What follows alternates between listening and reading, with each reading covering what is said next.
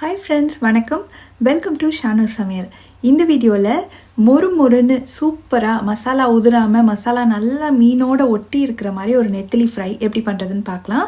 இதுக்கு ரொம்ப சிம்பிளான மசாலா தான். இந்த மாதிரி நீங்கள் ஃப்ரை பண்ணிங்கன்னா நீங்கள் ஆறுனதுக்கப்புறம் சாப்பிட்டா கூட அந்த மொறுமொறுப்பு தன்மை போகாமல் அப்படியே இருக்கும். வாங்க எப்படி பண்ணுறதுன்னு பார்க்கலாம். ஃபஸ்ட்டு நம்ம மசாலா ரெடி பண்ணிக்க போகிறோம். இந்த ஒரு குட்டி ஜாரில் கொஞ்சமாக ஒரு இஞ்சி துண்டு, இது கூட ஒரு 3-4 பல் நறுக்கின பூண்டு, 1 டேபிள் ஸ்பூன் மிளகாய்த்தூள், 1 டீஸ்பூன் சீரகம், 1 டீஸ்பூன் மிளகு, ஒரு 1/4 ஸ்பூன் அளவுக்கு மஞ்சள் தூள், கொஞ்சம் கருவேப்பிலை, இதுக்கு தேவையான அளவு உப்பு. நான் எடுத்துருக்கிறது பார்த்திங்கன்னா கிட்டத்தட்ட ஒரு 300-400 கிராம் அளவுக்கு நெத்திலிக்கு இந்த அளவு நான் எடுத்திருக்கேன். இப்போ இதில் கொஞ்சமாக தண்ணி சேர்த்து நல்லா நைஸ் பேஸ்ட்டாக அரைச்சி எடுத்துகிட்டு வந்துடலாம். நல்லா இந்த மாதிரி பேஸ்ட்டாக அரைச்சாச்சு. இந்த மசாலாவை ஒரு பவுலில் மாற்றிட்டு இது கூட ஒரு 2 டேபிள் ஸ்பூன் அளவுக்கு கார்ன்ஃப்ளவர் சோள மாவு சேர்த்துக்கலாம்.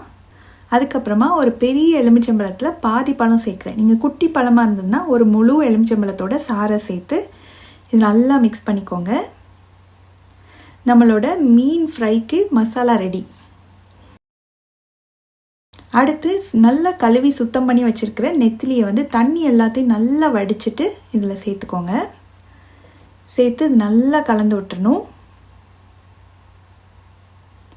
நல்லா மசாலா ஃபுல்லாக மீனில் ஃபுல்லாக நல்லா கோட் ஆகணும். அந்தளவுக்கு நல்லா மிக்ஸ் பண்ணி விட்டுட்டு இதை அப்படியே ஒரு மூடி வச்சு ஒரு மினிமம் ஒரு 1/2 மணி நேரமாவது மேரினேட் ஆனால் தான் நல்லாயிருக்கும். அதே மாதிரி நீங்கள் மீன் நல்லா கழுவுனதுக்கப்புறம் தண்ணியை மொத்தமாக வடிச்சிருங்க. அப்போ தான் மசாலா ரொம்ப நீர்த்து போகாமல் அந்த மீனோட நல்லா ஒட்டி பிடிச்சிருக்கும். இது அப்படியே இருக்கட்டும். நம்ம ஒரு 1/2 மணி நேரம் கழித்து பார்க்கலாம். இப்போது மசாலாவில் நல்லா ஒரு 1/2 மணி நேரமாக மீன் மேரினேட் ஆகிடுச்சு. ஃப்ரை பண்ணிடலாம்.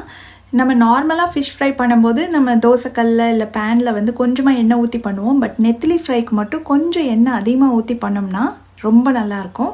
இல்லை நீங்கள் தோசைக்கல்ல பண்ணணும் அப்படின்னு நினச்சிங்கன்னா அந்த மாதிரி நீங்கள் ட்ரை பண்ணலாம். பட் நான் இன்றைக்கி கொஞ்சம் எண்ணெய் அதிகமாக தான் சேர்க்குறேன்.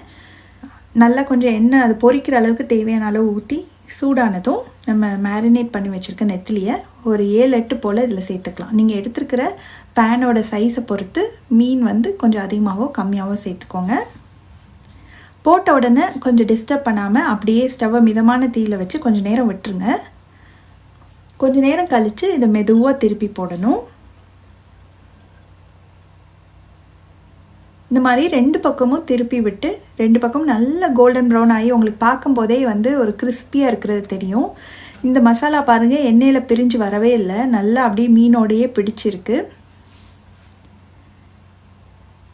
இப்போ 2 பக்கமுமே நல்லா சூப்பராக ஃப்ரை ஆயிடுச்சு. இப்போ எடுத்துடலாம். எண்ணெயெல்லாம் நல்லா வடிச்சிட்டு எடுத்துடலாம். பார்க்கும்போதே எவ்வளோ கிறிஸ்பியாக இருக்குதுன்னு பாருங்கள். இதே மாதிரியே நம்ம எல்லா மீனையும் கொஞ்சம் கொஞ்சமாக போட்டு பொரித்து எடுக்கணும்.